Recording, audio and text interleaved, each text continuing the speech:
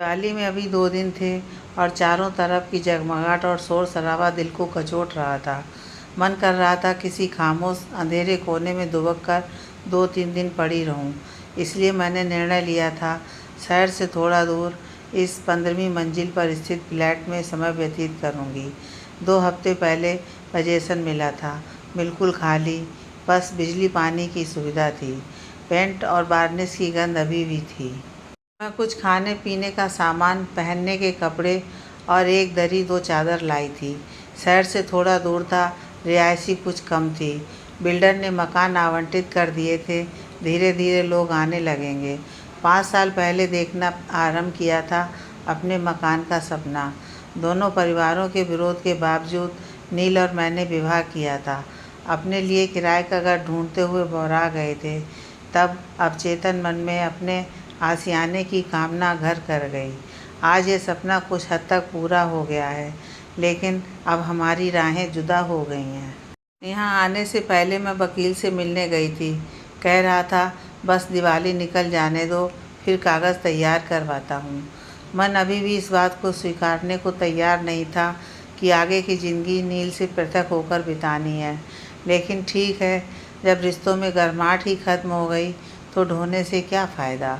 इतनी ऊंचाई से नीचे सब कुछ दूर और नगण्य लग रहा था। अकेलापन और अधिक महसूस हो रहा था।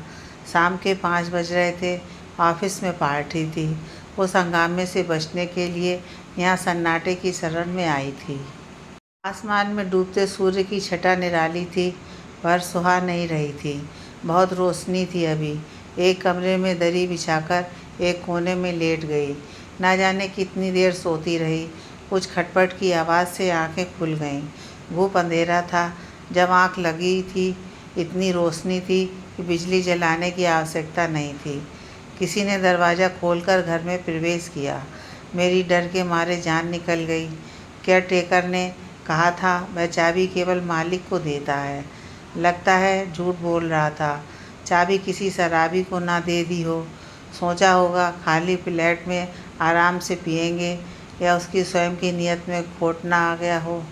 अकेली औरत इतनी ऊंचाई पर फ्लैट में, फ़ायदा उठाने का अच्छा मौका था। डर के मारे मेरी जान निकल रही थी। आसपास कोई डंडा भी नहीं होगा जिसे अपनी सुरक्षा के लिए इस्तेमाल करती। डंडा होगा भी तो अंधेरे में दिखेगा कैसे। सांस रोके बैठी थी। अब तो जो करेगा आगंतुक ही करेगा। हो सकता है अंधेरे में कुछ समझ नहीं आए और वापस चला जाए। तभी कमरा रोशनी से जगमगा उठा और सामने नील खड़ा था। नील को देखकर ऐसे राहत मिली कि अगला पिछला सब भूल कर उठी और उससे लिपट गई। वह उतना ही हतप्रभ था जितनी मैं सहमी हुई। पल हम ऐसे ही गले लगे खड़े रहे। फिर हमारे रिश्ते की हकीकत हमें याद आ गई। मैं झटके से अलग होते हुए बोली, तुम यहाँ क्या कर रहे हो? नील संभलते हुए बोला, वही जो तुम कर रही हो। मैं तो यहाँ शांति से 3 दिन रहने आई हूँ। तुम नहीं रह सकते यहाँ। तुम जाओ यहाँ से। नील जिद्दी बच्चे की तरह करते हुए बोला, क्यों जाऊँ? मैं भी बराबर की किस्त भरता हूँ इस फ्लैट की। मेरा भी हक है इस फ्लैट पर जितना तुम्हारा। मैं तो यहीं रहूँगा जब तक मेरा मन करेगा। तुम जाओ अगर तुम्हें मेरे रहने से ऐतराज़ है। मैंने भी अपने दोनों हाथ कमर पर रखते हुए झांसी की रानी वाली मुद्रा में सीना चौड़ा करके कहा, मैं क्यों जाऊं? मन में सोच रही थी, अब तो मर भी जाऊं तो भी नहीं खिसकूंगी इस जगह से। हम दोनों को ही अड़ जाने की आदत है। नील झटके से 180 डिग्री के कोण पर पलटा और दूसरे कमरे में चला गया। मैंने कुछ सैंडविच बने रखे थे घर में, वह डिब्बे में रख लिए थे और कुछ कोल्ड ड्रिंक रास्ते से खरीद ली थी। सोच रही थी पहले खा लेती हूँ, लेकिन नील भी भूखा होगा, उससे भी पूछ लेती हूँ। हर जिस कमरे को मैं ध्यान से देख रहा था वह ड्राइंग रूम था। बड़ी सुंदर लाइट लगाई है। इसमें अपनी पसंद के पर्दे और फर्नीचर लगाने में कितना आनंद आता। खैर, मैंने नील की तरफ खाने का डिब्बा बढ़ा दिया। उसके पास कोई सामान नहीं था। ऑफिस से निकलते हुए मन में आया होगा कि चलकर फ्लैट में रहा जाए, और मुंह उठाकर आ गया। कैसे रहेगा, क्या खाएगा, सोचने इसके फरिश्ते आएंगे। कहीं ऐसा तो नहीं ये केवल फ्लैट देखने आया था, मुझे देखकर स्वयं यहाँ टिकने का मन बना लिया। मुझे इसे चिढ़ाने में बहुत मज़ा आता है।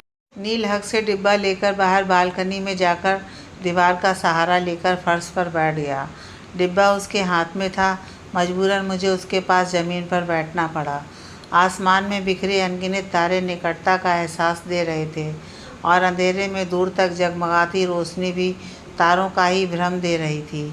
खामोशी से बैठ ये नज़ारा देखकर बड़ा सुकून मिल रहा था, लेकिन अगर अकेली होती तो इस विशालता का आनंद ले पाती। ना चाहते हुए भी मुंह से निकल गया, कैसे हो? नील आसमान ताक रहा था। मेरे प्रश्न पर सिर घुमाकर मुझे देखने लगा। एकटक कुछ पल देखने के बाद बोला, बहुत सुंदर लग रही हो इस ड्रेस में। नील ने दिलाई थी जन्मदिन पर कुछ महीनों से पैसे जोड़ रहा था। इस बार तुझे महंगी सी पार्टी वियर ड्रेस दिलाऊंगा। कहीं भी जाना हो बहुत साधारण कपड़े पहनकर जाना पड़ता है तुझे। सारा दिन बाजार घूमते रहे, लेकिन नील को कोई पसंद ही नहीं आ रही थी। फिर ये कढ़ाई वाली चटक मैरून रंग की कुर्ती और सुनहरी प्लाजो देखते ही बोला था, यह पहनकर देख, रानी लगेगी। शीशे में देखने की आवश्यकता ही नहीं पड़ी, उसकी आंखों ने बता दिया ड्रेस मुझ पर कितनी फब रही थी। इतना समय हो गया इस बात को, मौके का इंतज़ार करती रही, किसी खास पार्टी में पहनूंगी। इतनी महंगी है, कहीं गंदी ना हो जाए। आज ऑफिस के फंक्शन में पहनने के लिए निकाली थी, लेकिन ना जाने क्यों इतनी भीड़ में शामिल होने का मन नहीं कर रहा था। लगा सबको हंसता बोलता देख कहीं दहाड़े मारकर रोने ना लग जाऊं। वो सामान इकट्ठा किया और यहाँ आ गई, इससे पहले कि मेरा बॉस हिरेन मुझे लेने आ जाता। नील अभी भी मुझे देख रहा था, बोला, इसके साथ झुमके भी लिए थे, वो नहीं पहने? 200 रुपये के झुमके भी खरीदे थे बड़े चाव से। कैसे एक एक वस्तु दिलाकर खुश होता था। मैं हंसकर कहती, ऐसे खुश हो रहे हो जैसे स्वयं पहनकर बैठोगे। वह मुस्कुराकर कहता, मैं अगर ये सब पहनता होता तो भी मुझे इतनी खुशी नहीं मिलती जितनी तुझे पहना देखकर मिलती है। कितना प्रेम था हम दोनों के बीच, लेकिन सुरक्षित भविष्य की चाहत में ऐसे दौड़ पड़े कि वर्तमान असुरक्षित कर लिया, एक दूसरे से ही दूर हो गए। मैंने लंबी सांस लेते हुए कहा, हिरेन के साथ पार्टी में जाने के लिए तैयार हो रही थी, लेकिन मन नहीं कर रहा था, इसलिए उसके आने से पहले ही जल्दी से निकल गई। हिरेन का नाम सुनते ही नील का चेहरा उतर गया। ना जाने क्या गलतफहमी पाले बैठा है दिमाग में। रात बहुत हो गई थी, मैं उठ खड़ी हुई। जिस कमरे में मैंने सामान रखा था वहाँ चली गई। रात के कपड़े बदलकर लेटने के लिए दरी बिछाई तो ध्यान आया, नील कैसे सोएगा बिना कुछ बिछाए। ऐसे कैसे बिना कुछ सामान के रात बिताने यहाँ आ गया, कितना लापरवाह हो गया है। घर आकर देखा तो नील अभी भी पहले की तरह बालकनी में दीवार के सहारे बैठा आसमान को टकटकी लगाए देख रहा था। कितना कमज़ोर लग रहा था। पहले ज़रा सा भी दुबला लगता था तो आधी रोटी अधिक खिलाए बिना छोड़ती नहीं थी। अब मुझे क्या क्या रिश्तों के मतलब इस तरह बदल जाते हैं। मैंने उसकी तरफ चादर बढ़ाते हुए कहा, यह लो चादर ले लो, बिछाकर लेटना, फर्श ठंडा लगेगा। नील मेरी तरफ देखे बिना बोला, नहीं रहने दो, इसकी आवश्यकता नहीं है। मेरे पास 2 हैं, ले लो। नील बैठे बैठे ही एकदम से मेरी तरफ मुड़ा। उसका मुख तना हुआ था और दबे हुए आक्रोश के साथ बोला, जाओ यहाँ से। फिर बोलोगी मुझे केवल तुम्हारी देह की पड़ी रहती है, तुम्हारे शरीर के अलावा मुझे कुछ नज़र नहीं आता। जब से ये वाक़या हुआ था हमारे बीच की दरार खाई बन गई थी। वह ताने मार कर बात करता और मैं शांति बनाए रखने के लिए खामोश रहती। अब भाड़ में जाए शांति। मैं तो क्या गलत बोला था? थकी हारी ऑफिस से 6 बजे आती और तुम बस वो सब करना चाहते थे। वैसे तो मुझे उसके छूने से, उसके करीब आने से एक नैसर्गिक प्रसन्नता और तृप्ति मिलती थी, लेकिन उन दिनों ऑफिस के माहौल से बहुत परेशान थी। मन करता था घर आते ही नील के कंधे पर सिर रखकर ऑफिस की भड़ास निकाल कर थोड़ा रोने का, लेकिन उसे आधे घंटे में ट्यूशन देने निकलना होता था। मेरे आते ही वह मुझे बाहों में खींचकर चूमने लगता। उस दिन कुछ तबीयत ठीक नहीं थी और ऑफिस में कुछ अधिक ही कहा सुनी हो गई। भरी बैठी थी, उसके करीब आते ही सारा आक्रोश उस पर निकल गया। धक्का देते हुए बोली, इस तन के अलावा और कुछ नहीं सूझता क्या? मैं ठिठक गया, फिर एकदम से पलटकर बाहर चला गया। रात को 12 बजे तक आता था और मेरी नींद ना खुले ड्राइंग रूम में ही सो जाता था। उस रात भी उसने ऐसा ही किया। सुबह जब मेरी आँख खुली, वह तैयार होकर ऑफिस जा रहा था। बिना कुछ खाए और बोले वह चला गया। शाम को मेरे आने से 1 घंटा पहले घर आ जाता था और मेरे आते ही हम आधे घंटे अपनी तन मन की सब बातें करते थे। इसके अलावा हमारे पास एक दूसरे के लिए समय नहीं होता था। लेकिन अब मेरे आने से पहले वह निकल जाता था। रोना तो बहुत आता था, पर मैं सही थी। उसके पास मुझसे बात करने के लिए 2 पल भी नहीं होते थे। वो खड़ा हो गया। उसने कंधों को ज़ोर से पकड़ते हुए चीखते हुए बोला, तुमने उस दिन मेरे प्रेम को गाली दी। जीवन में अगर अपने से अधिक किसी को प्यार किया तो वह तुम हो। अगर केवल तुम्हारे तन का भूखा होता तो कॉलेज में 3 साल तक बिना हाथ लगाए नहीं रहता। मन तो बहुत मचलता था, लेकिन कसम खाई थी तुम्हारी इज्जत से कभी खिलवाड़ नहीं करूँगा। वही तो आधा घंटा मिलता था करीब आने का। सारा दिन बीत जाता तुम्हारे बारे में सोचते सोचते और तुम्हारे साथ की इच्छा में। तुम्हारे नज़दीक आकर पूर्णता का एहसास होता, स्फूर्ति आ जाती, दुनिया का सामना करने की ताकत मिल जाती। मेरे प्रेम की अभिव्यक्ति थी वह। तुम में समाकर इतने करीब हो जाने का एहसास था कि लगता हम एक हैं। उसने मेरे कंधे छोड़ दिए। आवाज़ थरथरा रही थी, आंखों में दर्द था और वह लड़खड़ाते हुए बाथरूम में चला गया। मेरा मन भारी हो गया। उसकी दृष्टि से कभी सोचने की कोशिश नहीं की। दोनों एक दूसरे का साथ चाहते थे, लेकिन अलग अलग तरीके से। जीवन की भागदौड़ में समय इतना कम, ज़रूरतें इतनी अधिक, सब बिखर गया। बात केवल इन गलतफहमियों के कारण बिगड़ी होती तो शायद संभल जाती, लेकिन हमारे रिश्ते में धोखा और झूठ भी शामिल हो गए थे। कमरे में जाकर लेट गई और रोते रोते कब सो गई पता नहीं चला। तो फिर बाहर के दरवाजे के खुलने की आवाज़ से आँख खुली। कुछ ताला सख्त लगता है। कमरे के बाहर आई तो नील खाने पीने का सामान लेकर आया था और चेहरे पर वही उसकी चिरपरिचित मुस्कान। कितने भी गुस्से में हो, बहुत जल्दी सामान्य हो जाता है। मैं बातों को मन में गुनगुन कर अपना भी दिमाग खराब कर लेती हूँ और दूसरों से भी चिढ़कर बात करने लगती हूँ। नील, आजा, गरम गरम कॉफ़ी पीते हैं। नीचे खाने पीने की दुकानें खुल गई हैं कुछ। मैं जल्दी से मंजन करके आई और हम कल की तरह बालकनी में फर्श पर बैठकर नाश्ता करने लगे। नील आसमान की तरफ देखते हुए बोला, यहाँ से सुबह शाम आसमान की छटा कितनी निराली है। अद्भुत नज़ारा है। अगर हम साथ रहते तो कितना अच्छा लगता। रोज़ यहाँ बैठकर बातें करते।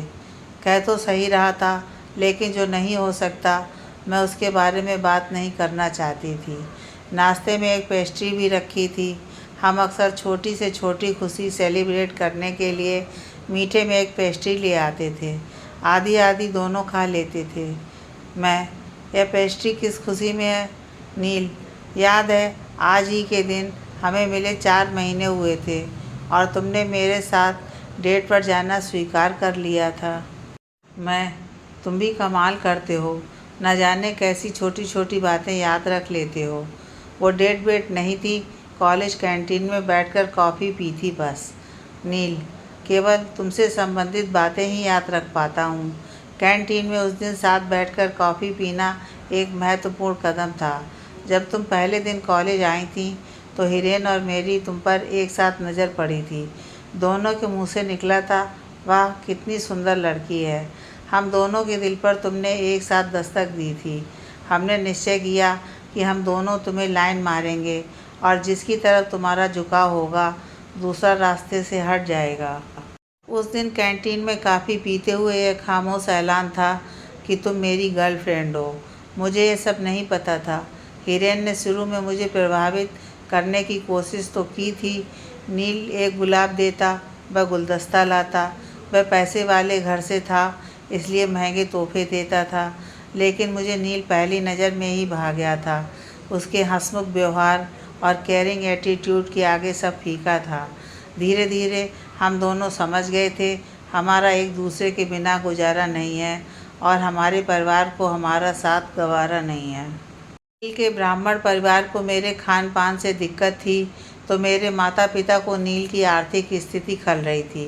वैसे मेरे परिवार के पास भी कुछ खास नहीं था, लेकिन पिताजी को लगता मेरी बहनों की तरह अपनी खूबसूरती के बल पर मैं पैसे वाले घर में स्थान बना सकती हूँ। स्नातक करते ही हम दोनों ने शादी की और जो नौकरी मिली पकड़ ली। फिर किराए का घर ढूंढना शुरू किया। 10-12 हज़ार से कम का कोई अच्छा मकान नहीं मिल रहा था। बहुत धक्के खाकर एक BHK फ्लैट 7,000 किराए पर मिला। वह भी बस काम चलाऊ था। तब हमने निर्णय लिया आगे सोच समझकर जीवन की राह पर चलेंगे। पहले कुछ पैसे जमा करेंगे, अपना स्वयं का घर नहीं बन जाता तब तक परिवार नहीं बढ़ाएंगे। शुरू की हमारी ज़िंदगी बड़ी खुशहाल रही। दोनों 6 बजे तक घर आ जाते, फिर बहुत बातें करते और सपने देखते। किराया देने के बाद अधिक नहीं बचता था, लेकिन एक दूसरे के साथ मस्त थे। फिर नील को लगा कुछ और पैसे कमाने के लिए ट्यूशन पकड़ लेनी चाहिए और मुझे लगा पदोन्नति और अच्छे वेतन के लिए MCOM कर लेनी चाहिए। बस हम दोनों दौड़ में शामिल हो गए, एक बेहतरीन भविष्य की कामना में। इतना थके रहने लगे, एक दूसरे के लिए समय नहीं होता, बस झुंझलाहट रहने लगी। इस बीच नील का मन CA की पढ़ाई करने का भी करता बीच बीच में। वह बहुत होशियार है। मुझे कई बार लगता इतनी जल्दी शादी करके कहीं पछता तो नहीं रहा। वह आगे पढ़कर बहुत कुछ कर सकता था। इस बीच नील के पिताजी का देहांत हुआ तो उसके बड़े भाई ने घर बेचने का निर्णय ले लिया। घर खस्ता हालत में था। फिर भाई को पैसे चाहिए थे फ्लैट खरीदने के लिए। वह दूसरे शहर में रहता था। नील की माताजी मेरे कारण हमारे साथ नहीं रहना चाहती थी। मकान बेचकर जो रकम मिली उसके 3 हिस्से हुए। 2 हिस्से और माताजी भाई साहब के साथ चले गए। अपने हिस्से से हमने भी फ्लैट बुक करा लिया। हमारी मुसीबतें और बढ़ गईं। जहाँ रहते थे उसका किराया, फ्लैट की किस्तें, फिर जिंदा रहने के लिए रोटी और कपड़ा भी आवश्यक था। अब हमारे साथ हमारे बीच खींच भी रहने लगी। ऐसा नहीं था, हम हमेशा एक दूसरे से सड़े रहते थे। जब किसी का जन्मदिन होता या छुट्टी होती तो प्रेम भी खूब लुटाते, लेकिन अक्सर एक दूसरे से बचते या चिढ़कर बात करते। मजबूरन मुझे नौकरी भी छोड़नी पड़ी। वहाँ का माहौल बर्दाश्त के बाहर हो गया था। नील को यह बिल्कुल अच्छा नहीं लगा, लेकिन मेरी परेशानी समझते हुए बोला कुछ नहीं। उन्हीं दिनों हिरेन से मुलाकात हुई। वह CA कर चुका था और अपने पिता की फर्म में काम करता था। परेशान देख जब उसने कारण पूछा तो पुराने दोस्त के सामने बाढ़ के पानी की तरह सारा उद्गार तीव्रता से उमड़ पड़ा। उसने तुरंत अपनी फर्म में बहुत अच्छे वेतन के साथ नौकरी का प्रस्ताव दे दिया और मैंने शहर स्वीकार कर लिया। नील को ये बात भी अच्छी नहीं लगी थी, लेकिन इस बार वह चुप नहीं रहा। झगड़ा किया और बहुत कुछ बोल गया। उस समय समझ नहीं सकी थी नील के आक्रोश का कारण, लेकिन आज समझ गई। उसके स्वाभिमान को ठेस पहुंची थी। अब हमारे बीच बोलचाल खत्म हो गई थी। मैं कुछ भी बोलने से डरती वह बखेड़ा खड़ा कर देगा और सामने पड़ते ही मुंह फेर कर इधर उधर हो जाता। हिरेन के पास दिल्ली से बाहर कई दूसरे शहरों का भी काम था। वह अक्सर बाहर जाता रहता था। मुझे नौकरी करते हुए अधिक समय नहीं हुआ था, फिर भी मेरा नाम लखनऊ जाने वाली टीम में शामिल था। जब मैंने नील को बताया कि मुझे 5 दिन के लिए लखनऊ जाना है तो वह बड़बड़ाने लगा। यह मेरे लिए बड़ी परेशानी की बात हो गई थी कि पति का मिजाज देखूं या नौकरी देखूं। मेरा मन बड़ा खिन्न सा रहता। उससे बात करने का भी मन नहीं करता। जाने से 2 दिन पहले निर्मला जी ने बताया मुझे लखनऊ नहीं शिमला जाना होगा। वहाँ जो टीम ऑडिट करने गई थी उसके एक सदस्य की तबीयत खराब हो गई है। मुझे क्या अंतर पड़ता था कहीं भी जाना हो, और नील को बताने का मन नहीं हुआ। फिर दोबारा उसकी बड़बड़ शुरू हो जाएगी। लेकिन अच्छा हुआ नहीं बताया। मुझे नील का वह रंग देखने को मिला जिस पर मुझे अभी तक विश्वास नहीं हो रहा है। जब मैं 5 दिन के लिए बाहर गई थी 2 महीने पहले, तुम शिमला गए थे। नील आश्चर्य से हाँ, लेकिन तुझे कैसे पता? मैं भी तब शिमला में थी और मैंने तुम्हें देखा था। नील, तुम तो लखनऊ जाने वाली थी और अगर शिमला गई तो बताया क्यों नहीं? साथ में घूमते बड़ा मज़ा आता। मैं, अच्छा, और जिसके साथ घूमने का कार्यक्रम बनाकर गए थे उस बेचारी को मझधार में छोड़ देते। नील असमंजस से देखते हुए बोला, तुम क्या बोल रही हो? मुझे नहीं पता। राहुल और सौरभ बहुत दिनों से कह रहे थे कहीं घूमने चलते हैं। मैं बस टालता जा रहा था। जब तुम जा रही थी तो मैंने उन्हें कार्यक्रम बनाने के लिए हाँ कर दिया। मैं, रहने दो, तुम झूठ बोल रहे हो। तुम वहाँ काम्या के साथ रंगरलियाँ मना रहे थे। नील आश्चर्य से, कौन काम्या? तुम्हारा दिमाग खराब हो गया है? लड़ने के बहाने ढूंढती हो, अलग होना चाहती हो, हिरेन का साथ चाहती हो। ठीक है, पर गलत इल्ज़ाम मत लगाओ। अब मैं झूठ क्यों बोलूँगा जब हम अलग हो रहे हैं? वैसे भी मैं झूठ नहीं बोलता हूँ। मैं, बहुत अच्छे, तुम हिरेन को लेकर मुझ पर कोई भी इल्ज़ाम लगाओ वो ठीक है। नील, तुम हिरेन के लिए क्या महसूस करती हो मैं नहीं जानता, लेकिन हिरेन के दिल में तुम्हारे लिए क्या है मैं समझता हूँ। फिर एक ठंडी सांस लेते हुए, मेरे लिए तुम क्या हो तुम नहीं जानती हो। तुम मेरी ज़िंदगी की धुरी हो। सब कुछ मेरा तुम्हारे इर्द गिर्द घूमता है। उसकी आंखें और भी बहुत कुछ कहना चाहती थी, लेकिन उसकी बात सुनकर मेरी आंखों में आंसू आ गए। उसकी इस तरह की चिकनी चुपड़ी बातों में आकर मैं मीरा की तरह उसे कष्ट मानकर उसकी दीवानी हो जाती थी। मैं शिमला जाने वाले प्लेन में सवार हुई बहुत उदास थी। पहली बार 5 दिन के लिए नील से अलग हो रही थी और उसने केवल बाय कहकर मुंह फेर लिया। शुरू में हम ऑफिस के लिए भी जब निकलते थे तो ऐसा लगता 7-8 घंटे कैसे एक दूसरे के बिना रहेंगे। बहुत देर तक एक दूसरे के गले लगे रहते। प्लेन में मेरी बगल वाली सीट पर बैठी लड़की बहुत उत्साहित थी, कुछ न कुछ बोले जा रही थी। मुझे उसकी आवाज़ में बोरियत हो रही थी। झल्लाकर मैंने पूछा, पहली बार प्लेन में बैठी हो या पहली बार शिमला जा रही हो? वह शर्माते हुए बोली, पहली बार अपने प्रेमी से इस तरह मिलने जा रही हूँ। वह शादीशुदा है।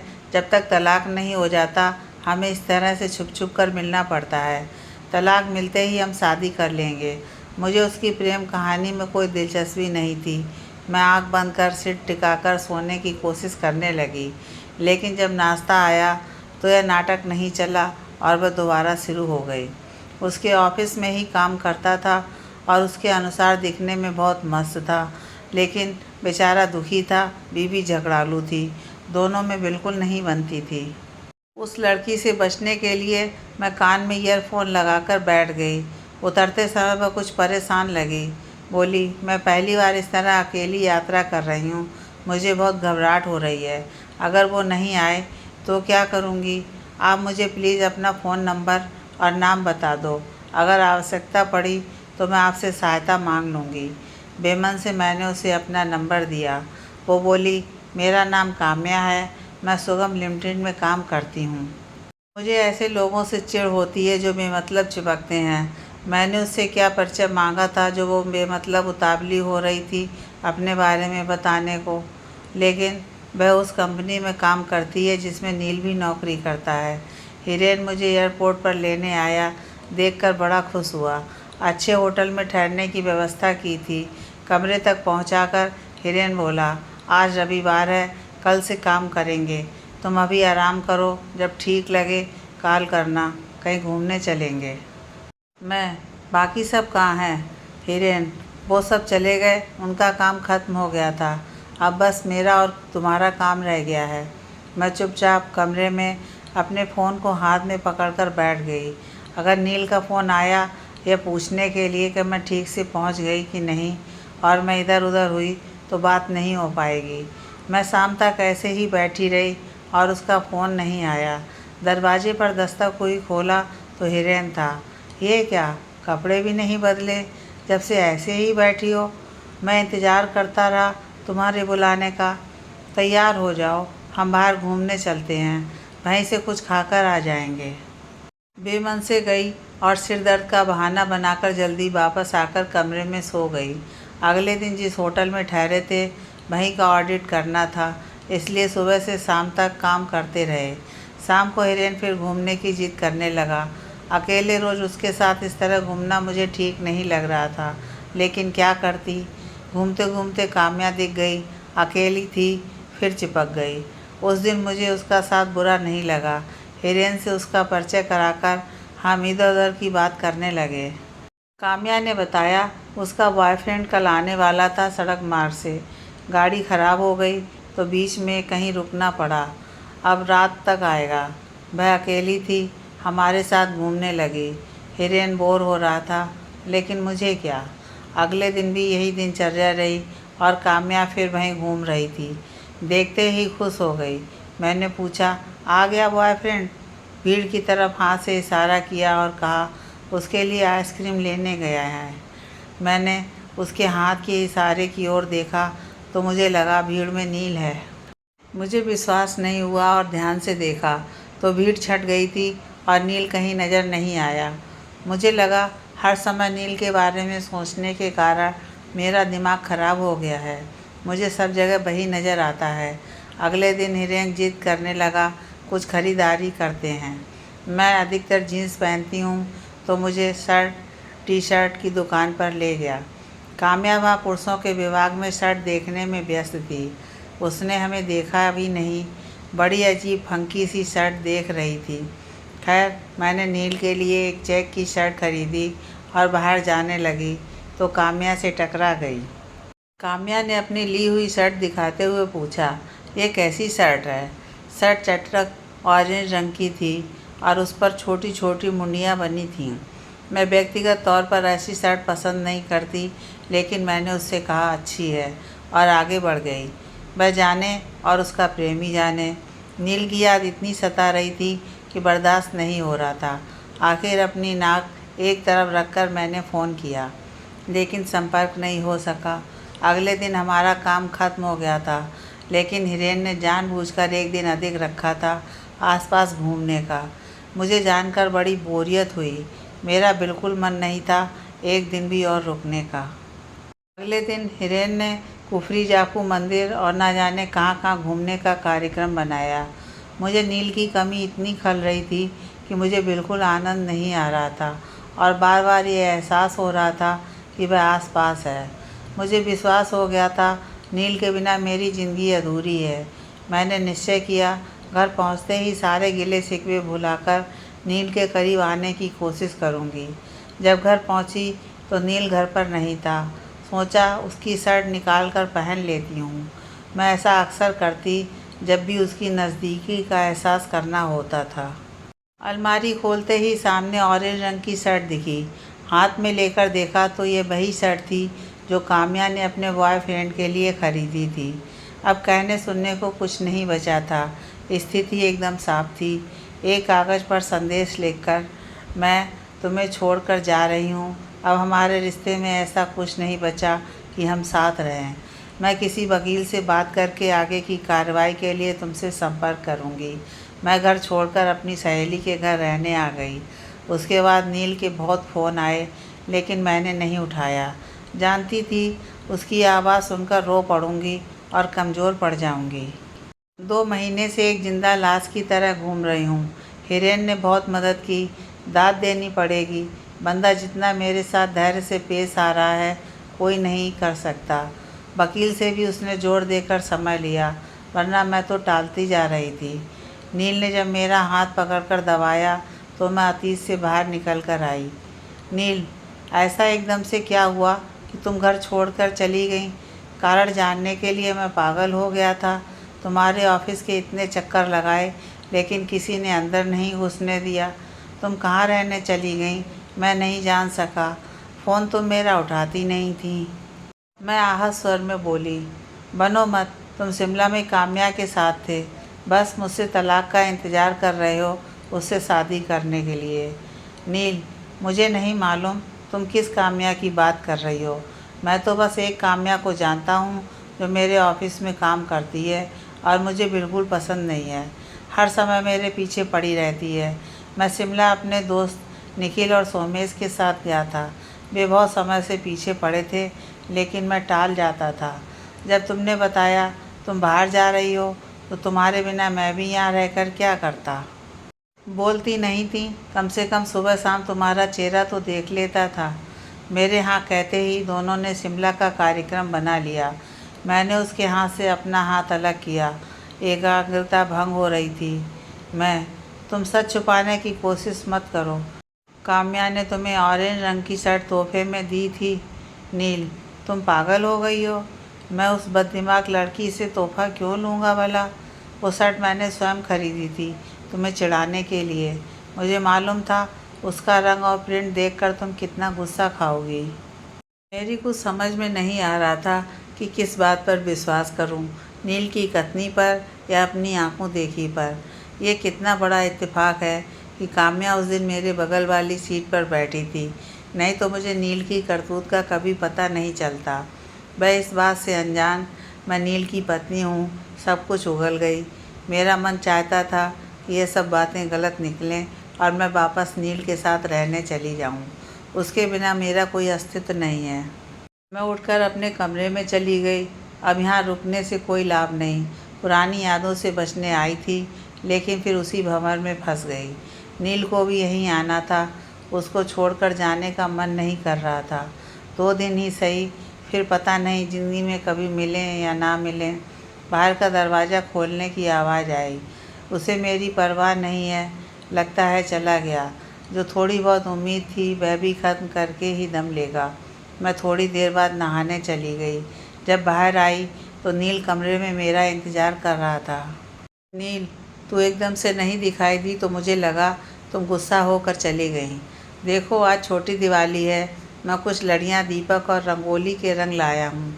आखिरी ही सही, हम एक बार इस नए घर में पति पत्नी का नाटक करके दिवाली मनाते हैं। फिर उसकी नज़र मुझ पर ठहर गई और हाथ का सामान नीचे रखते हुए बोला, तू सही कहती है, मैं तेरी देह देखकर पागल हो जाता हूँ।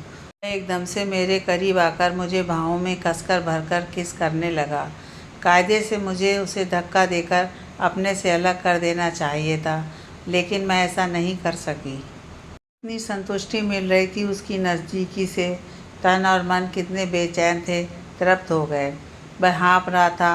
होठों को अलग करते हुए बोला, शादी के इतने साल बाद भी इतनी बेचैनी, कैसे रह सकेंगे एक दूसरे के बिना। यार, एक अनजान लड़की ने क्या कह दिया, तूने सच मान लिया। मुझे देखा तूने उसके साथ कभी, और वह शर्ट मैंने स्वयं खरीदी थी। मैं तुझे रसीद भी दिखा सकता हूँ। मैं आहिस्ता से उससे अलग होते हुए सोच रही थी, कह तो ये सही रहा है। मैंने अपना फ़ोन खोलकर देखा। हिरेन की कई मिस कॉल आई हुई थी। सहेली का संदेश था, कहाँ हो यार, तुम्हारा बॉस पागल हो रहा है। ये हर 1 घंटे में फ़ोन करके दिमाग ख़राब कर रहा है, बहुत गुस्से में है। कमाल है, हिरेन को क्या परेशानी है। 2 दिन की छुट्टी है, मैं कहीं भी जाऊँ, उसे क्या। मेरे मन में न जाने क्या आया। मैंने निर्मला को फ़ोन मिलाया। वह बेरुखी से बोली, हेलो, बोलो क्या बात है। मैं, कुछ नहीं निर्मला जी, बस दिवाली की शुभकामनाएं देने के लिए फ़ोन मिलाया था। उनकी आवाज़ एकदम बदल गई। ओह, अच्छा अच्छा, आपको भी बहुत शुभकामनाएं। कल पार्टी में नहीं शामिल हुई। हिरेन सर का मूड बड़ा ख़राब रहा। सुनकर कुछ अजीब लगा। मैं, बस तबीयत कुछ ठीक नहीं लग रही थी, इसलिए शोर शराबे से दूर अपनी मम्मी से मिलने आ गई थी। आपने इतने कम नोटिस पर मेरी शिमला जाने की टिकट करवा दी। आप भी कमाल हो। निर्मला, इसमें कमाल की क्या बात है। हमारी ट्रैवल एजेंसी से साठगांठ रहती है। 2 टिकट ही तो करवानी थी, उसमें कोई दिक्कत नहीं होती। अधिक हो तो थोड़ी परेशानी हो जाती है। मैं, 2 टिकट, लेकिन मैं तो अकेले ही गई थी। निर्मला, तुम्हारी बगल में काम्या बैठकर गई थी, उसकी टिकट भी तो मैंने ही करवाई थी हिरेन सर के कहने पर। वह सर की ममेरी बहन है, उसने तुम्हें बताया नहीं। मैं इतनी थकी हुई थी, प्लेन में बैठते ही नींद आ गई, इस कारण हमारी खास बात नहीं हुई। थोड़ी देर इधर उधर की बातें करके मैंने फ़ोन काट दिया। नील मेरे निकट आते हुए बोला, क्या हुआ। मैं, हिरेन और काम्या भाई बहन हैं और शिमला में ऐसे नाटक कर रहे थे मानो एक दूसरे को जानते तक नहीं। नील, ये दोनों की चाल थी। शक का बीज बोया। नील, हिरेन तुम्हें और काम्या मुझे पाना चाहती है। शिमला में वह मुझ पर नज़र रख रही होगी। जैसे ही मैंने वह शर्ट खरीदी, उसने भी वैसी ही एक और शर्ट खरीद ली होगी। मैं अभी हिरेन के घर जाकर उसकी ऐसी धुनाई करूँगा कि साला आगे से मेरी बीवी की तरफ आंख उठाकर देखने की हिम्मत भी नहीं करेगा। रहने दो नील, हमारे रिश्ते में दरारें पड़ गई थीं, तभी दूसरों को सेंध लगाने का मौका मिल गया।